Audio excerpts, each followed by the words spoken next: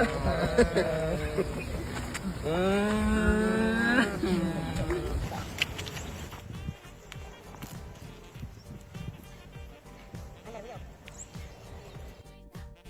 રામ ગુરુ રામ રામ સીતારામ સીતારામ સીતારામ અપુભાઈ દાદા ને તો કાલ કઈ હતું નહીં. દાદા ને એમ કઈ નહોતું. હજી સાંજે તો આમ બધા વાળું કરવા આરે બેઠા બાઈ છોકરા ને બધા બે કરીને રહના વાટકા ઉલાડી જાય એમ કઈ નહોતું.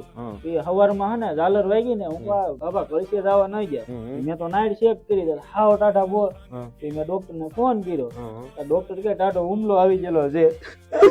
અપુભાઈ બસ બસ ઈ તો મેં ભાઈ મોટા ને બધાને ફોન કરી દીધો. દાદા દેવ થઈ ગયા છે એમ તો ભાઈ છે ને સાંજે ભોલિયાને ખોળામાં બેહાડીને ખવડાવ્યું. હાલે તો ભોલિયાન ભાઈ અને તમારા દાદા છે ને સારું થયું ખાટલા પડ્યા ને તે તમારે સેવા પૂજા ન કરવી પડે. નકર ભાઈ અત્યારે કોઈ ભાઈ સેવા પૂજા ગઢગેલી કોઈ કરતું નથી આ સમયે. એ વાત થાય છે.